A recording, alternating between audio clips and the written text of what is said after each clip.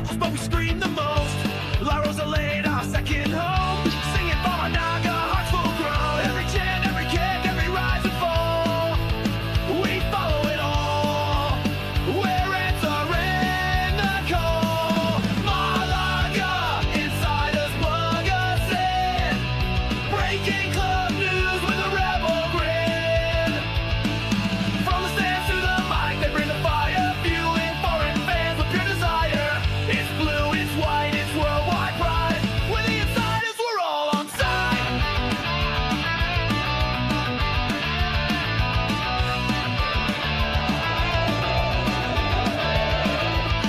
Every chant, every kick, every rise and fall, we follow it all. We're answering the call. Malaga, insiders plug us in, breaking club news with a rebel grin. From the stands to the mic, they bring the fire, fueling foreign fans with pure desire. It's blue, it's white, it's worldwide pride. We're the insiders, we're all on side. Welcome, a brand new week, a brand new Malaga Insiders. Welcome, my name is Chris Marquez, and you are listening to the Malaga Insiders. Uh, Two matches, one loss, one victory. We are going to discuss it here today. I'm not alone, I'm joined by, let's go. Who shall I say welcome to first? Let's go to the man who was away for a few weeks. Welcome back, Tony. Hey, what's up, everyone? Glad to be back. Gone for a couple of weeks, but here again. Here again. Is your father actually listening to the podcast, Tony? Sometimes, yeah. Yeah? What does he Yeah. think? Antonio. Yeah, he likes it. He likes the just like when we speak about Malaga mostly. Sometimes he doesn't listen too fully, but sometimes he puts it up before he goes to bed, I think. Then he kind of like especially likes the news and stuff like that. You're back in. You're still in Holland. I have some rainy weather now. I hope you have rain as well. It's clear sky today. Ah, Full moon. fuck's So sake. Then but we it go. will come. The rain will come. Then we will go to a place where I'm sure it's raining, and that is Scotland. Hi, Calum. How are you? How we doing, guys? How we doing? Pleasure to be on with you. Yeah, it's raining again, Chris. Yeah, you're right. Of course. It's Scotland never fails on me. How was your week? been good, mate. It's been good. Been busy. Firework night tonight, so noisy outside. But yeah, it's been good. Been good. Just busy and, as I say, firework night tonight, so loud outside, loads of banging, and it's not my headset. Well, as long as there are no firecrackers tonight on the podcast, will be fun. Let's dive into because we have a lot to talk about. It all starts on the Thursday, last Thursday when Malaga played in the Copa del Rey the first round against Estepona.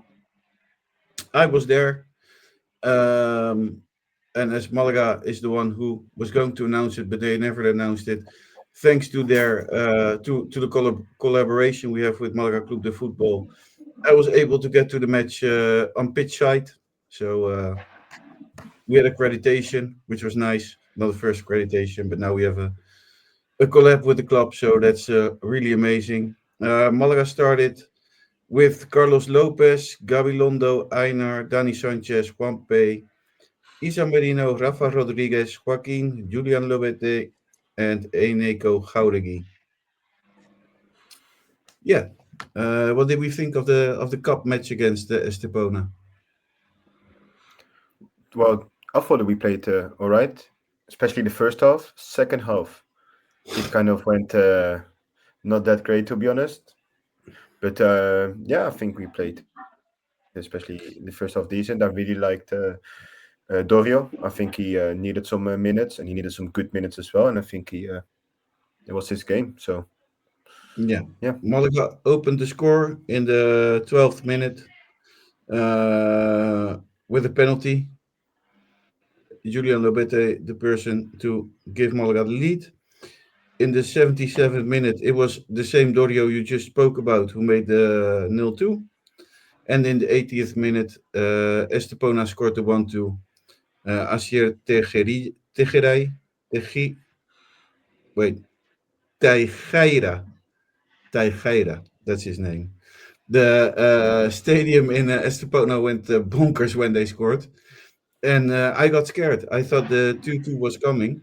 And I thought that we would go to extra time. But it was no one else than the one we didn't see so much this season. Our own Irish star, Aaron Ochoa, with his first goal for Malaga this season. Malaga threw in the Copa del Rey. I mean, there's not much to talk about, except that they have the best stadium speaker in the world, probably dressed as a clown, really creating some atmosphere. They had a band going on the pitch. It was an amazing night of Copa del Rey. I had a great time. Nice stadium. If you're ever in Estepona, you should go and visit the stadium or visit a match of Estepona. Um, is it good that we're going through in the Copa del Rey, Tony? Yeah, I think it's good. I think it's always good. I don't think it would not be benefit the team, especially with the morale, to lose this game. And as far as we can reach, I think it's always a positive thing. It is a positive thing, but with having so many injuries, Calum, do you think Malaga should try and get as far as possible in the Copa del Rey, or do you think we passed around now? We have a busy schedule. Let's throw the Copa overboard. Like I said last week, Chris, I think that getting a wee cup run it's not a bad thing. I think it's a good thing. I think what you're saying is obviously valid regarding obviously injuries and stuff, but just go as far as we can go and see where it takes us. You never know. I just think it's cup runs are good for the club, good for the fans. Yeah, I like it. I have decided I'm collecting accreditation passes now. So yeah, if you're going to collect something, you need to watch many of the football matches to get them. So I hope now Malaga can get as far as possible, but don't have to travel too far, because I became a collector now of accreditation badges. Um, yeah, that was the cup. I don't think we should get too much into the cup. Then, after a win, we traveled all the way to Castella, where we played in the stadium Castalia in Castellón. What did we think before the match, Tony? Did you think it would be a difficult match? Yeah, I think Castellón away, especially since the season we go to Primera Ref. I think it's always been very difficult stadium.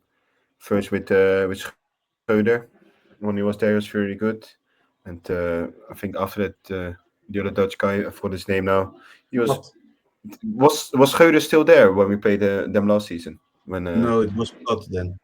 yeah, and this season, well, I didn't expect too much, to be honest.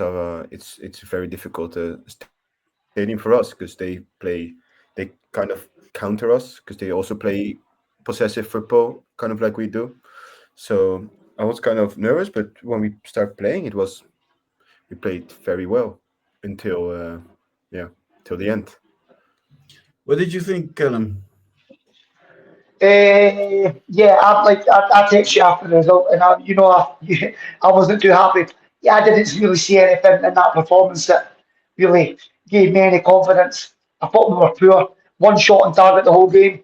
That's to me, that's not good enough. And I'm just really concerned about the away form, Chris and Tony. I don't know about you guys, but I think the away form is very concerning. Guys underperforming. And yeah, I certainly wasn't happy with the way we lost it. You're 5 minutes away for a 1-0 win away from home, and you chuck it. So yeah, I wasn't happy at all.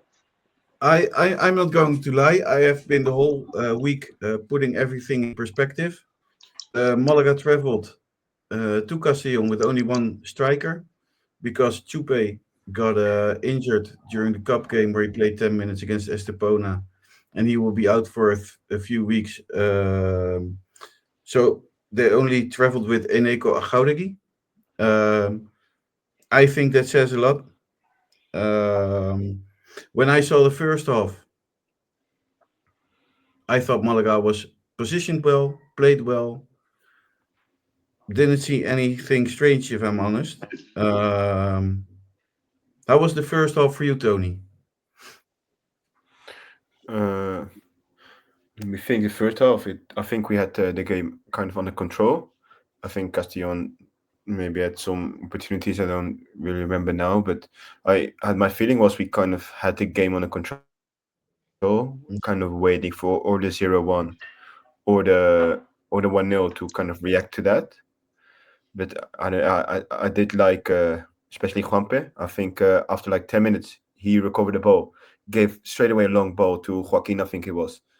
I'm kind of speechless with Juanpe, to be honest. To kind of shift to there, I did not expect his form to have that. He has now so much confidence. He has. He's playing very with a lot of confidence. Is he going But to be apart a from FIFA that, Team of the Week, Tony? no, I don't know. Oh yeah, I Not a don't Team play of the Week FIFA anymore. FIFA? Only no, no. We need to win then. Okay. No links with Fabrizio Romano yet? For No, Juanpe? no. I do agree with you. I think Juanpe played an excellent match. I think we also played very well in the first half. What did you make of the first half, Calum? Like I say, I know what you're saying. Like we were comfortable, we were in control, but I think I'm looking at it from a are we going to go and win the game point of view? And to me, we never looked like we were going to go and win the game. To me, we were just trying to contain Catalan. Do you know what I I mean? We weren't trying to push the issue. I mean, like I just don't feel we were ever in a position where we looked like we were going to win the game. As much as we went in 0-0 at half time, that's great. But at the end of the day, I didn't see Malaga going on and winning the game. I do agree with Tonie. I think Landry was really good, and I thought Lorenzo was good in there with him. But apart from that, I felt that the team was, yeah, I felt let down by the performance. I disagree with you because I was very confident that we were going to win after the second half. Um, then after tea, Malaga got a penalty for a handsball of a Castellon player. Was it a handball, guys, or wasn't it? No, not for me. For me, all the first angles were not handball, but then there was like one camera angle that kind of got like 10 minutes after that. You could see it from the right, and you kind of see it like this. But if it's that difficult to see, do you really need to whistle it and like be there for 5 till 10 minutes, ruining the whole the how you say that, ruining the whole pace of the game? The rhythm of the I game. don't know. Yeah. Then just don't give it. We got lucky that we got it there because normally we don't get those. But if it takes that long, then don't give it. To be honest, it didn't really seem like it. It took, From the it second took angle, it did, but it took way too long. ages. It took ages to decide if it was a handball or not. Difficult Yeah, angle. I totally agree with you that there is that one camera shot where it seems like the player. it just goes like this. Yeah, that's what surprised me. We don't know with handsballs anymore. No, I think Malaga got help there a bit, but it was in the 56th minute. Eneko Gaudigui with his third in a week. Am I saying that right? yeah, Yeah, yeah, Yep. pretty nice stat, isn't it? yeah. Kind of. I think if we look at Eneko Gaudigui, he's not a starting 11 player, is he? Nope. No, no. At the start of the season, I was not very happy with him, to be honest. But especially because he missed his preseason, I think that didn't help neither. But I do think he's fine coming off the bench, Yeah. like he did against Andorra. But I don't think we can expect No. too much of him as a starting striker. As a substitute, he could maybe score 5, 6, 7 goals, maybe 10 goals. But I don't think. I don't know. I don't put the pressure on him to do anything more. I don't expect it of him. For that, we have Chupil, Nino. I think Malaga after that had it pretty much under control for almost the whole second half. Of course, Castellon got chances. They hit the post a few times, I believe. They created some chances. I totally agree with that, but I think we had it pretty much under control. But what I did notice was that some of the Malaga players, for example, Eneko Jauregui, were exhausted after 80 minutes. Yeah. Castellon played substituted they took off center back. That's a lot of by the way. They took off a center back and brought in a striker, and I think that's one of the reasons, and the players of Malaga being exhausted, why Malaga had to make some substitutes as well, and that's where I think it went wrong. I think the strategy of Pellicer is what failed us this weekend. Joaquin came on for David La Rubia. Can't complain about that substitute because Joaquin was pretty good for the minutes he played. Did a lot of defensive work. David La Rubia was one of the players who looked exhausted. Rafa came in for Doutor. Also think that was a pretty good substitute. Think Rafa played quite a good match. But it's the two substitutes afterwards in the 85th minute, which I understand in some way. When Castellon brings on a striker for a center back, you want to something Malaga should do because Einar Galilea replaced Dani Lorenzo, and I think Dani Lorenzo was one of the best players on the pitch. Yep. So I didn't really understand that substitute because Dani Lorenzo is so important on the midfield. He can take a ball from you. I think the moment you take off a midfielder, and certainly for Malaga, you give up your midfield. It's impossible to create something. It's impossible to recover the ball. So I didn't really understand that change, and also the replacement of Dorio for Jauregui in the same minute changed basically everything for me because I'm not a huge fan of Dorio. You alluded to him with the Estepona match, but I don't think he's good enough for Segunda División, if I'm honest. What do you think, guys? Well, I think Yes, those sorry for you. the substitutions definitely kind of ruined the game, and Pacer, it did not work. I think sometimes putting more defenders in doesn't make you defend better. It was kind of a mess in the back. The wingers, the wing backs as well, they kind of lost it because the two crosses that came in for the goals were, we didn't have those issues the whole game, and then suddenly they crossed there twice, and it's two goals. I think Einar is in the picture of both goals. I think he's more in the way than he is defending well. I think it's just don't know, the team didn't really react well to the substitution. They didn't really know what to do, and Castellon, they kind of like, they played right into what they like. They could go even more forward and even take more risks instead of because before I thought we had it under control. Castellon was dangerous, but it was also not like over the top dangerous. It was, we had it under control, and I just feel like we kind of gave up, and then it's very unlucky that it falls even a minute after extra time. So, but not happy with the substitutions. What did you make of the substitutions, Calum? I definitely agree with you guys. I think that they definitely, a couple of the substitutions that did affect the rhythm in Malaga rather than help the rhythm in Malaga, and it definitely contributed to obviously what ended up happening with the two late goals. I agree with Tonie. I think that the crosses, defenders need to get out to the crosses quicker, albeit good deliveries from Castalia, good deliveries into the box, but you need to stop the crosses coming in. And I think that if you're not going to mark attackers in the box and you're just going to give guys free headers and let guys run onto shots, then you're just asking for trouble. So yeah, I definitely think that a couple of the substitutions that Malaga made, Pillison have made, affected Malaga more than him.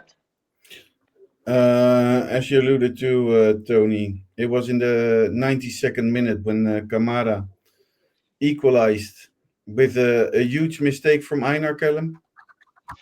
Yeah, I feel that he's got the first and foremost, they need to stop the cross going in the box.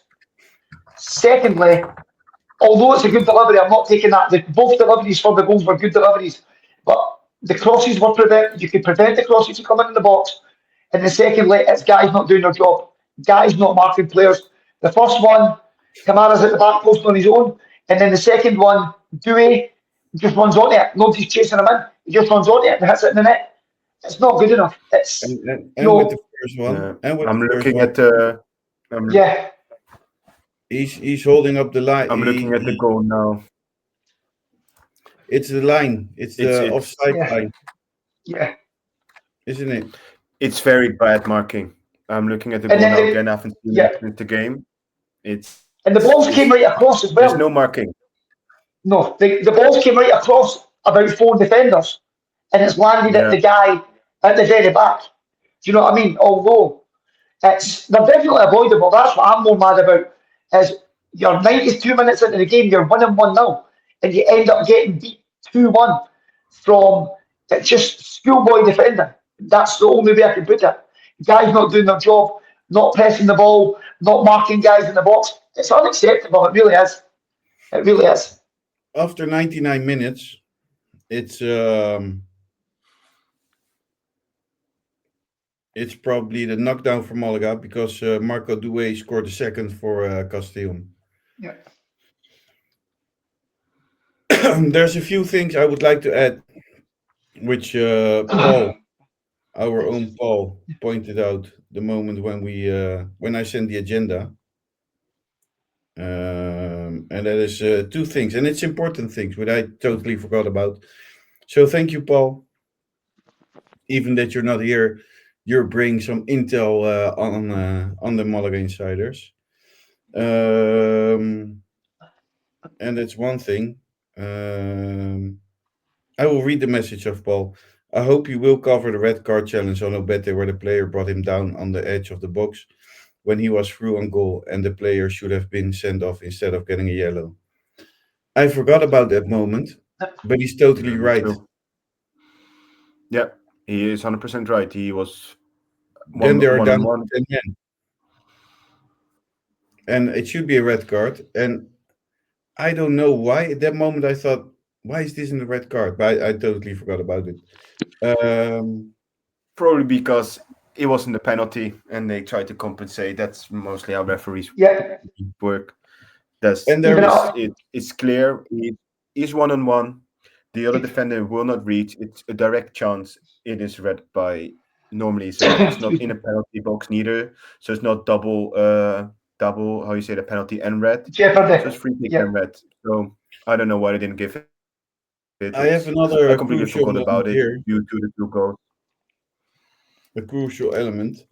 And where did the referee get the extra minute added time at the end, which allowed them to score the second? 8 minutes at a time, played over 9. Game should have ended when their keeper gathered the ball right on the 98 minutes. There was no stoppage to warrant adding on further minute. Well, I think it's because of the 1-1. The goal. Just added another minute. Yeah. Yeah, I think Yeah. because of the goal. Time for the celebration. And the time to get back, kick off. He's going to add on another minute at least for that. Yeah, 100%. That's what it is. Yeah. so Malaga lost. Peyer said, I am proud of the way we played. I'm proud of the post, but this also sucks a lot. What do we make of those words? I think it's kind of the same story we've been hearing for the last 2 years. Not only Pellicer, also Dani Lorenzo came on after. It's just the same things. I think it's time to Fix be a it. little bit more harsh, be a little bit more direct. There is something that's not working, and I think it's time to constantly tell us the same words. It's not going to make a lot of people happy. And it's not only about containing us happy, it's just also we know there is something more going on. We know it's just like every time we hear, yeah, the boys they worked hard, this, that. It's like, how many times can we hear that story? Yeah. Do I understand why he says it? Yeah, because he's protecting the squad. But it's just it's not that we need blood, but we just need more directness. We're not stupid. We're not little children. Just speak to us what's happening. Like, there is definitely an issue if you only win 3 games, away games, in the last 2 seasons, was season and a half. It's not great. And to every time come out again and say the same stuff, at one point, people are tired of that. And that doesn't I'm mean going to Perisic ask you out both or a anything question. like that. Yeah, I'm Sorry? going to ask you both a question. And you only have to answer with in out. I don't want to hear anything else because I don't want to make a whole debate of it because it will be the same debate every week. Calum, pay share in, pay share out. And Tonie, pay share in, pay share out. Now still in. And for me, it's in as well. Although that we've lost, I think the words he say in the press conference is to defend his players. yeah, I think that's the only thing. I think he's not telling the truth about the way he feels in front of the cameras, but I'm sure he is doing that behind the cameras. And I Yeah. think that's what counts. And I think with a young team, you as a manager, you also have to, I don't know, come up for your players and defend them yeah, and take them out of the wind, protect yeah. them. The minute you start throwing players under the bus publicly, that's when you lose the dressing room. So I can understand why he's doing it.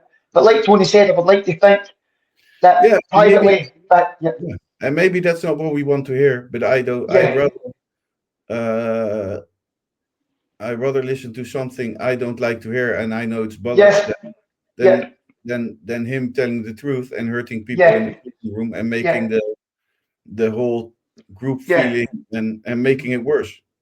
Yeah, tell me how you're going to fix it. Like, just come out and be, rather than the same old cliched answers. How are you going to fix the issues away from home? Because there clearly are issues.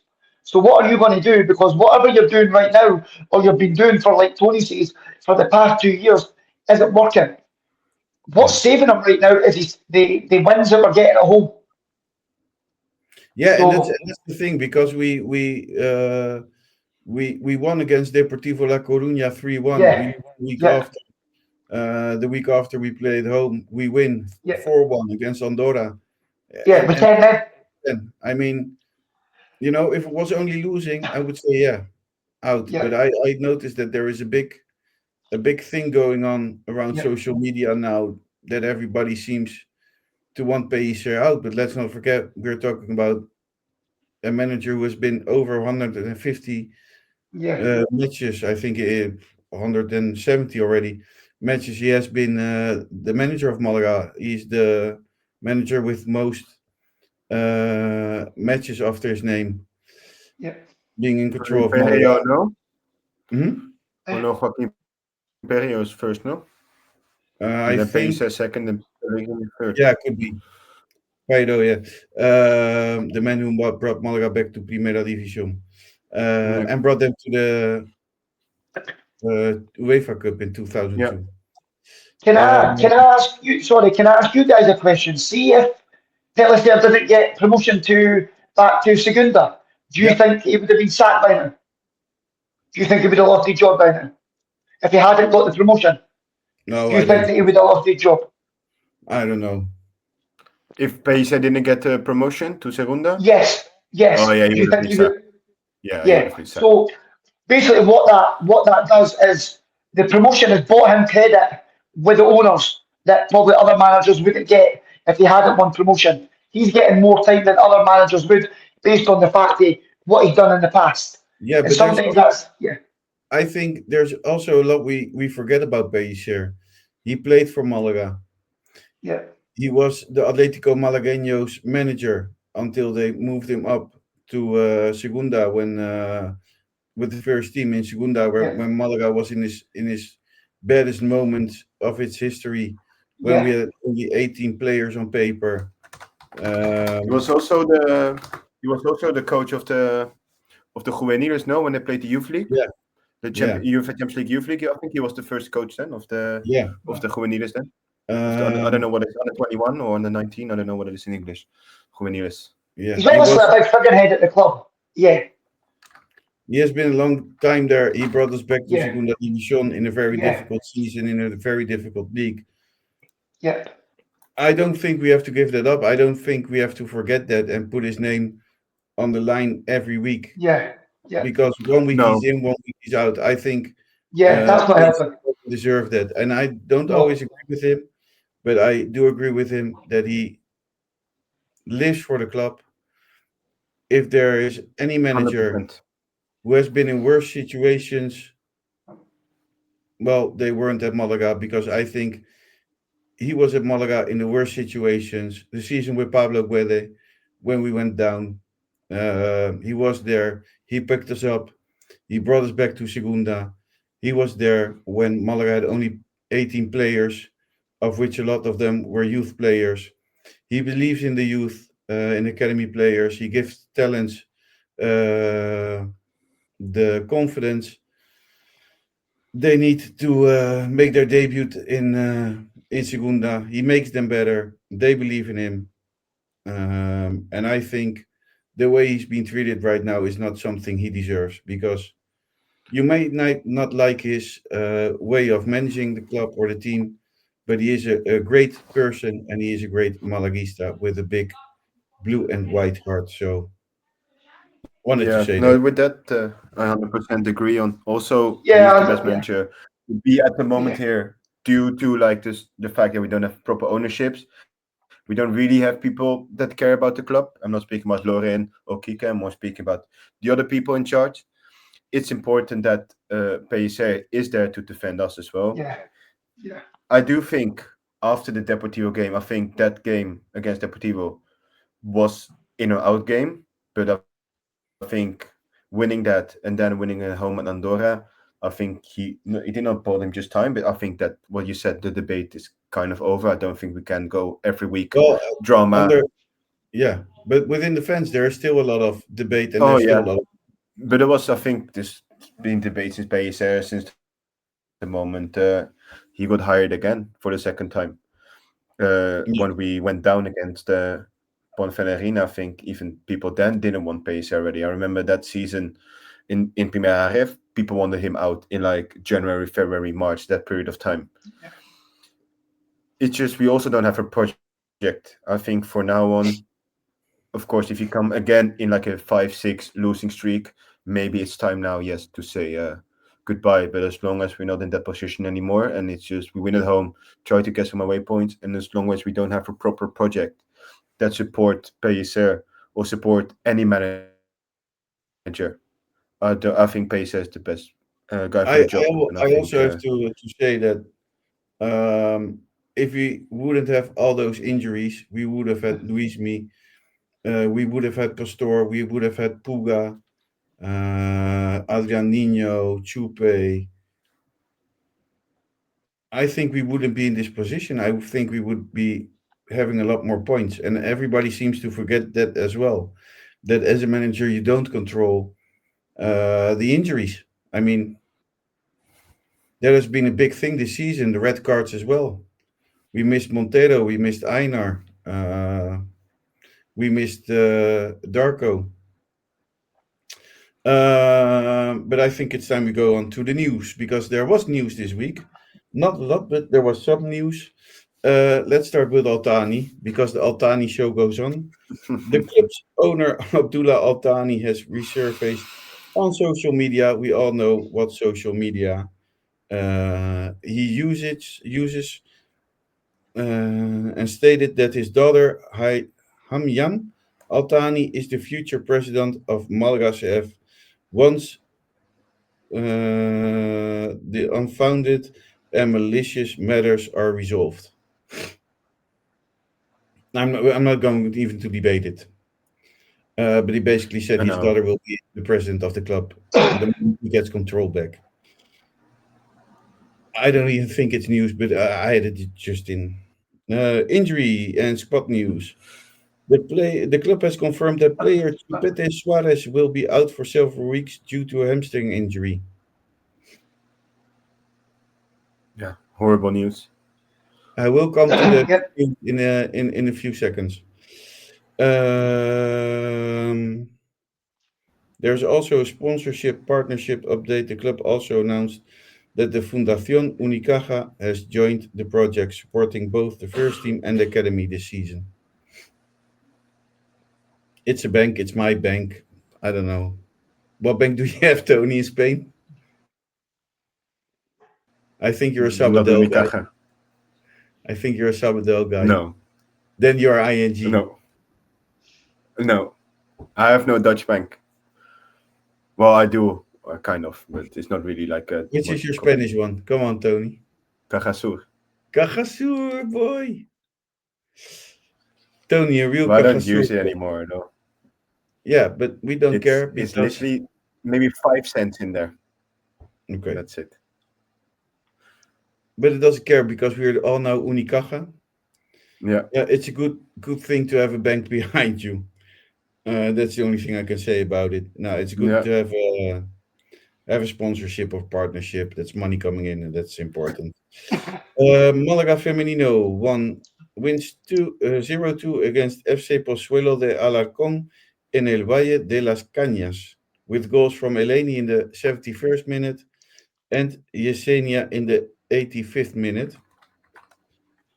They're doing very well, Malaga Femenino.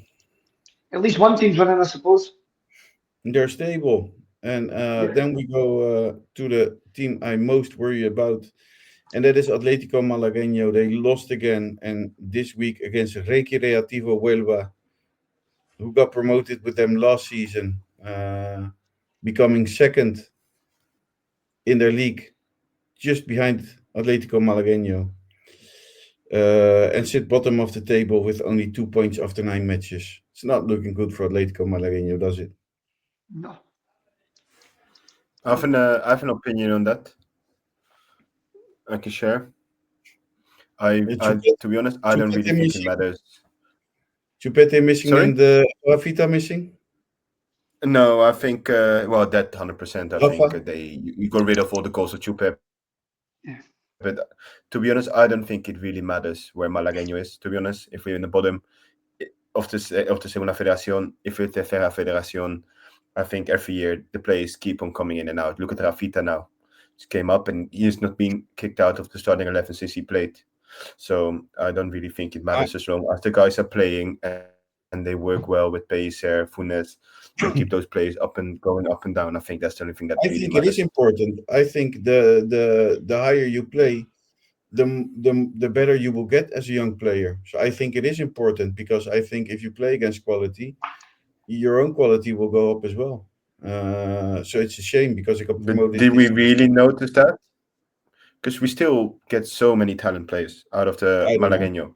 It doesn't really matter where they play, in my opinion. And okay, if we build a super team and we start fighting for Segunda Ref to go to Primera Ref, maybe, but I just don't think it really matters if we play. If they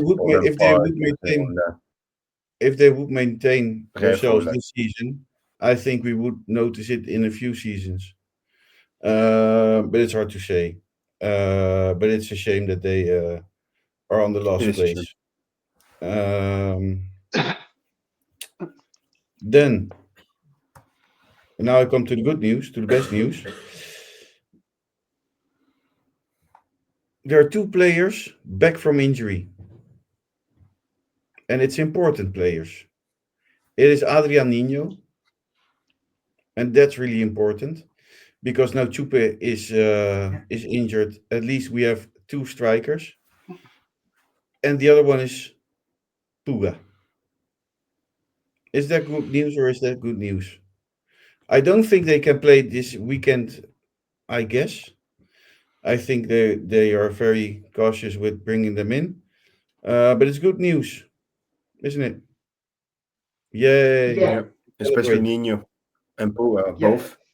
It's very good news. Puga might be one of the better right back of the whole Segunda. So to have him back, even though Rafita has done a good job filling that role, especially for an academy player. But to have Puga and that right back, he brings something that not a lot of players bring in Segunda. I mean, if And Rafita, Nino I has think, enough quality as well. yeah, I think Rafita got in front of joking already. Yeah, We can say that. yeah, So we can 100% say that. I think to not change the subject, but I think the Gabilondo, I think that chapter is kind of close, to be honest. I think Rafita definitely overtook him. And before to play Gabilondo, I think he'd rather play Murillo as right back if everyone is back as well in the center back Yeah. position. anything So- to add, Kev? What's that, Chris? Sorry. Did you have anything to add?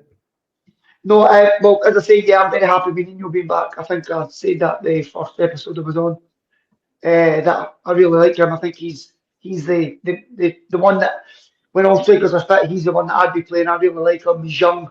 He's got goals in him. Obviously, being injured, he's a big miss.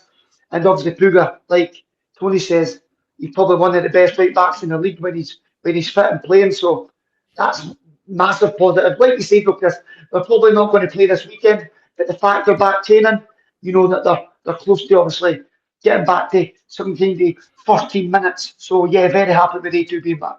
Very happy. Yeah, I think you have to be careful with them both because you don't Yeah, want to any of them to Yeah, and have the ball. Rafita is fine as well. Give him some more minutes and then slowly bring on Puga, maybe bring him in 10 minutes, definitely. 15 minutes, start with Rafa, probably, and Echo will Yep. probably But start as I well do in the think you striker need. position against I do Córdoba. think you need Adrian Nino Yeah. Yeah. because I don't He's got see that quality. in Eneko somebody who will score a lot of goals for us. No, Although he scored 3 in a week. Yeah. but also, I was going to say, yeah, and Echo also is kind of his fitness because he didn't really have a proper preseason neither. He was injured, so Yeah. he's not even fully fit. Like how against Castalia, he was dead at the end. Yeah. But same as for the other second striker that we have was Lobete. He's the only one that's also he can play up. He also cannot play 90 minutes. He was also dead. Well, he played I kind of a also lot of think minutes with the Copa and now and before, but Yeah. That's what I was going to say as well. Yeah. but you can't The bring minutes and me the, Dorio for Eneko again because that's a no, shit solution that doesn't work at all. no. Then just get someone from Malagueño, like get Juanma up or even someone from the juveniles. Just there must be at least get a striker for a striker and not let's play these tiny wingers as a striker. I think that is a joke that should not happen again. and let's be honest as well, guys. At 29-year-old, how much better is Eneko going to get? At 29, do you know what I mean? He's probably fulfilled his potential. We're not going to see. Well, half, I don't totally agree with you because in Holland we had Danny Koevermans. And Danny Koevermans started playing professional football, I believe, was when he was 28 years old. And he even made it to the Dutch national team. He played a World Cup or a European Cup. Yeah. So I don't think we're getting that way. Danny Koevermans, With Eneko, but I would love it to happen. and I think that Jamie Vardy is also someone who got a. But not at 29. No, but Yeah. I don't know the age of. But he was also Yeah. pretty old Yeah, when he 20. became. Yeah. 25 or something like that, Again- 25, 26.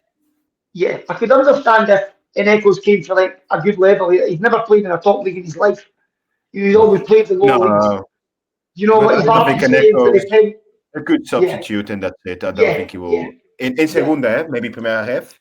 If he Yes. goes there, Yeah, you could have But a no- starter position, but I do think yeah, Segunda. Malaga are Who knows, realistic maybe start about- scoring week after week. yeah. Don't get me wrong, Then I'm the not whole slating the thing. guy. He's done well in the games that he's came in. I just don't see it like him being the No. main guy week after week. If we want to be where Malaga want to be, but just high up the league, he's not going to be. He's not going to be the striker we're looking for. I don't think anybody personally. I don't think. But as you say, he's when everybody's fit, he's third choice at best. Yeah. Let's hope he becomes Danny Koevermans. Let's hope. Then it's time for the preview. Why are you laughing, Tony? So Don't laugh. I just did not expect to hear that name today, to be honest. Danny Koevermans. I have not heard that. Me neither. Especially compare it to a striker of Malaga. I didn't That is wake kind up of funny. thinking about tonight. I'm going to mention Danny Koevermans somewhere. I can name a few more footballers you don't expect. No, yeah. I believe that. I mean, the best football name ever is Shota Arveladze. No. Yeah. Short out Valancia. I love his first name, Shota. I He don't played for know. Ajax, didn't he? Yeah, And that's then the only. he was at Rangers as well. I know that.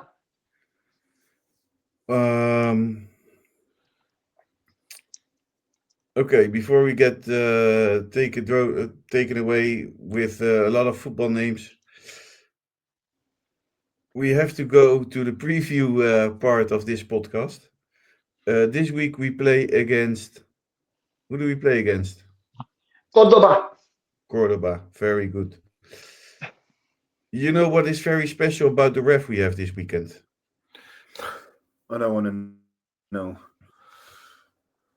You don't want to know or you want to know?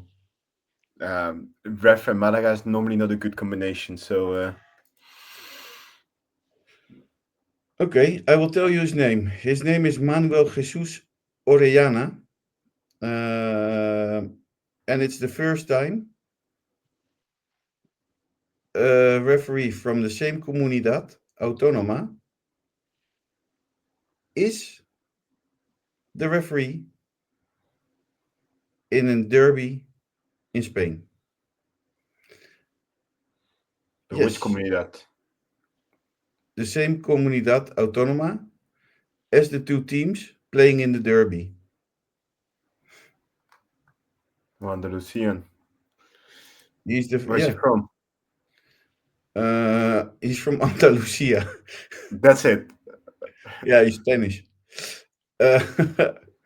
Why are you making me so Looks hard? like, For once, I have a fun fact, and now you come with difficult yeah, I don't know. Well, if he's from like Sevilla, Huelva, or like Jaén, or maybe Córdoba.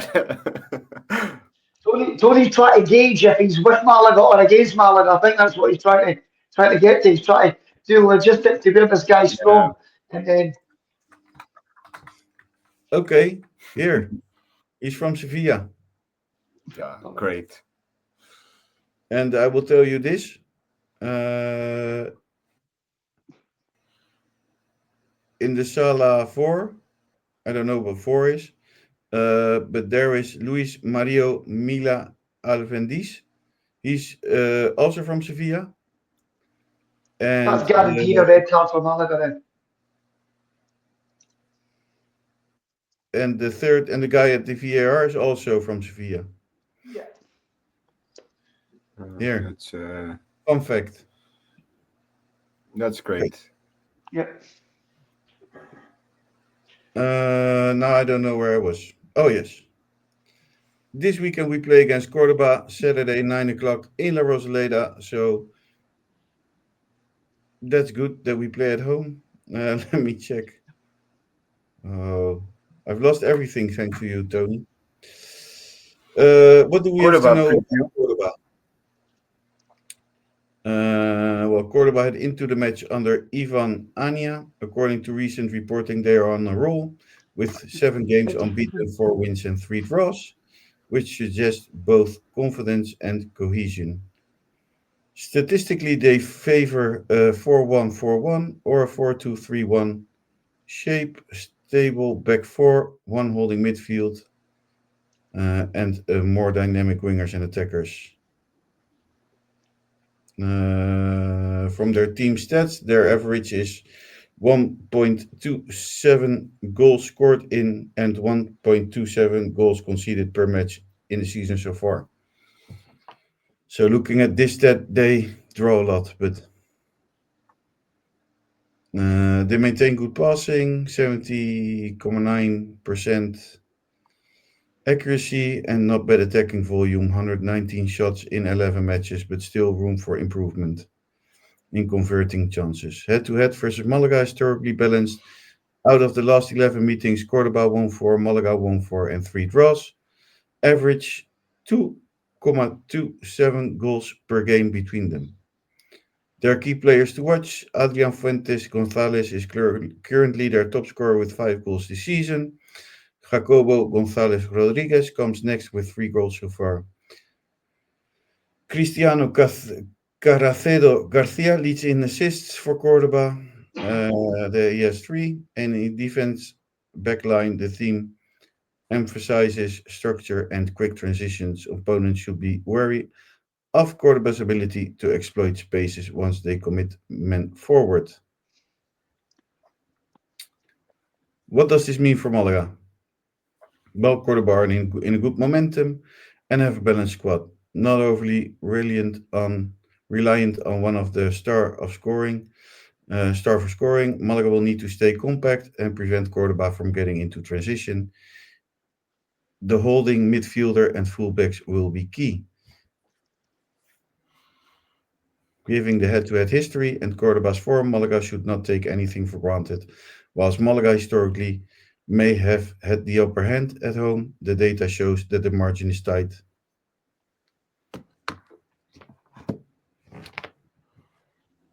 What do you guys think? You're not really the both of you are not really in a party mood, are you? No. No, we're just listening to what you're saying and then just try to give you good answers at the back of it. For me, not knowing what kind of Malaga coming up, it's very hard to be very confident in saying, oh, we're definitely going to win. I do think that the home form has been positive, so I do think if Malaga can play the way that they've been playing at home, and getting the winners involved, like we were talking about before, creating more chances. But I like to think I'm going to be positive and say that Malaga are going to win this weekend. Yes, I'm going to go for a Malaga win. Okay. A Malaga win. Tonie, you have something to say. What should Malaga do?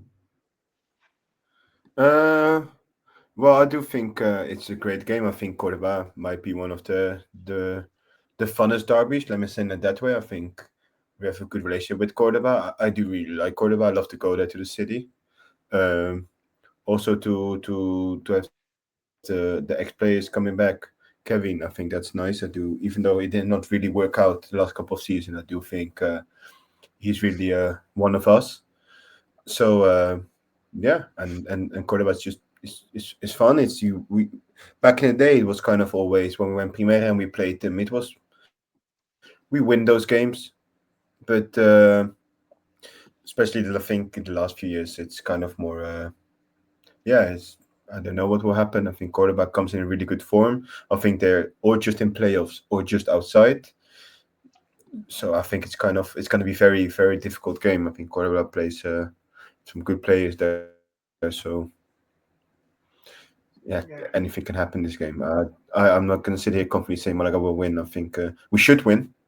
We should win, especially with our form of the last games. We play how we played against Deportivo. If we played like how we played against Andorra, I think we will win. But Córdoba is a difficult game. Derby, it always brings something else. Probably I expect a lot of Córdoba fans to come.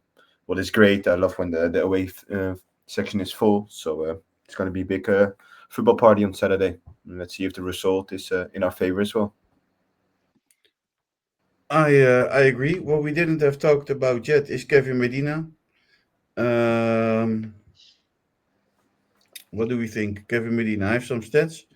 How do you guys think he's doing at Córdoba? I think I haven't really followed him that much, but kind of expecting the same what he was doing with us last year, to be honest. Okay. What do you think, Calum? Yeah, same. As I say, I'm not really one for following guys that sort of move clubs. Obviously, it's good for him to come back. Hopefully, he gets a good reception. I don't see why he wouldn't get a good reception, but I don't think he'd be pulling out any trees. He's obviously. I don't even think he's playing regularly. I think that the front three that they have with Gonzalez, Fuentes, and Caracedo, I think they guys are, like their numbers are really good. So I think he's struggling, finding it very hard to get in that team. So he might make an appearance off the bench, but I don't see him starting the match. So that'll be good. Hopefully, he gets a good reception when he comes back. That's all. Okay, here are the Kevin Medina stats. Kevin Biodores Medina. In the league, he had 12 appearances, played approximately 481 minutes. He scored 1 goal and 0 assists. He has registered 11 shots in total, with 7 on target and 4 off target.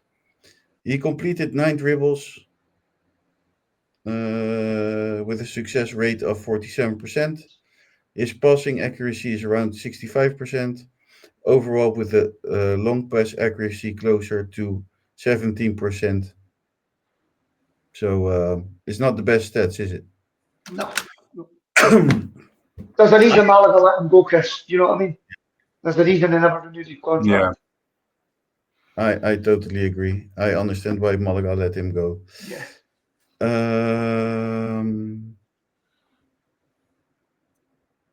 Another thing I thought of, which is nice to do from now on. So remind me, guys, the day we record that we're going to do this. We are going to rate the kits of our opponent. So for Córdoba, I've chosen their home kit and their second kit. Which one do we want to start? Home? Home? Because I Home don't kit, know yeah. which one they will play in, because the color of the away kit is a bit bluish. Yeah. So what's the rating system here? Is it out of 10 or I don't know. What do we think? Do you like it? green and white? That's the winner for me. It's all right. It's all I really right. like the black on it. So I like it. Yeah, I like there it. is a black round collar. Yeah, the black drum. Yeah. I really Is it think, Joe? I don't know Who how makes it? El Cordoba Joe. shirt should look like. It's green and white. No weird But stuff. the sponsor is not on it, and I like the sponsor because it's the Silben brand, Oh, and that's a clothing brand from Córdoba, which is very famous in the south of Spain. You know it, Tony? Which one? Silbon.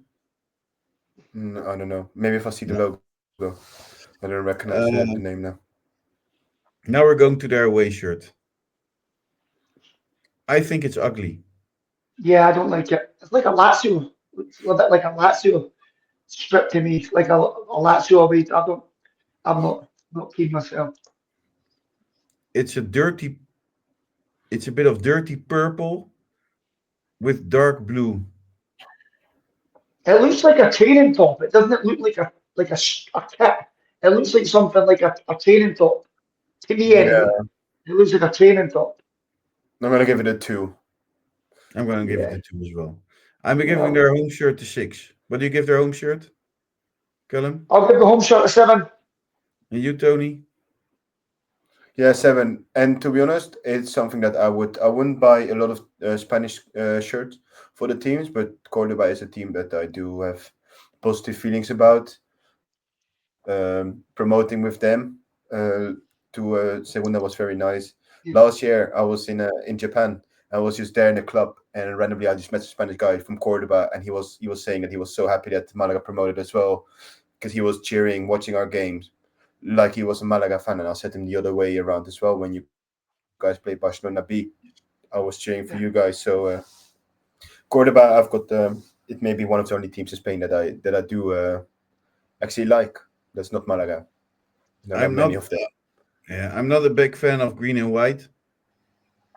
There's one club I like the shirts from. There's only one green and white shirt I own, and that's a Celtic one. And it's a stunning Celtic kit. I think What it's one is it? from 2 seasons ago, the home kit. Is it the one with the gold in it? The Centennial one. I have it here, by the way. Show me. It's this one. Yeah, that's last season. No, yeah, 2 seasons ago. That's right. Yeah, yeah. I don't even know what's up and what's down. That's Yeah, I think that's Postecoglou's last season at Celtic. Yeah, I got it as present from one of our listeners. I didn't forget yeah, Shane. Really nice present. I really love it. As you Yeah, see, it's really nice. yeah. 9. and I'll give that a 9. only wash 9 out clothes I of 10. wear. So a nice kid. I think this comes to an end. But before we go, of course, I have to tell you a story on Malaga. And I prepared something. And although I share the agenda with the boys every week, what I don't share with them is the story I'm going to say about the city. On a warm October morning in 1862, a tall, slender traveler arrived in Malaga. His name was Hans Christian Andersen, the beloved Danish writer whose stories of mermaids, tin soldiers, and swans had already charmed the world. He came to Spain in search of warmth and new inspiration. And when he reached Malaga, he found something more than the sun and the sea. He found a sense of belonging. In his travel memoir in Spain, Spanien, Anderson wrote words that the city has never forgotten. In none of the foreign cities have I ever felt as happy and as home as in Malaga.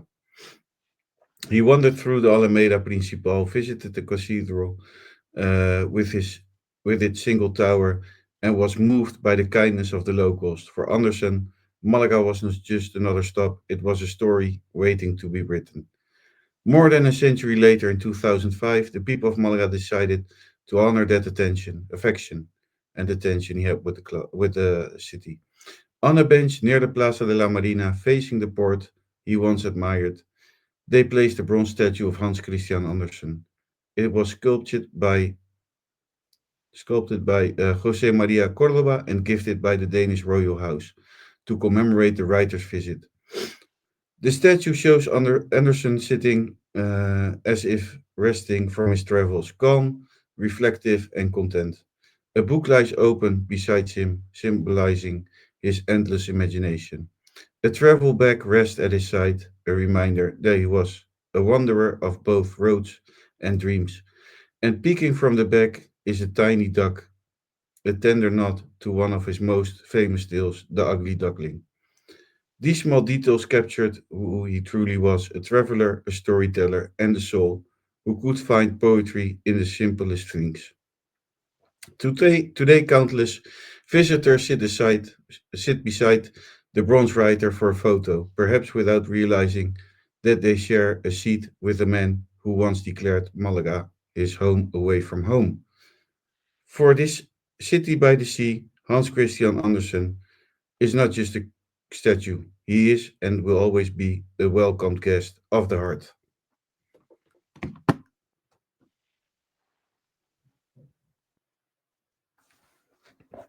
That's very nice. I didn't know that information. Hans Christian Andersen, Yeah, Danish legend. yeah. Lovely story. I didn't know that he considered Malaga as second home. So that's pretty nice. A nice story to end with. I'm going to say thank you, Calum. Thank you, guys. Pleasure as always. Vamos, Malaga. I'm going to say thank you, Tony. Thank you, guys. And I'm going to say thank you for listening to the Malaga Insiders. My name is Chris Marquez, the new host, something. I don't know. I hope Joe is back soon so he can host. I'm a horrible host.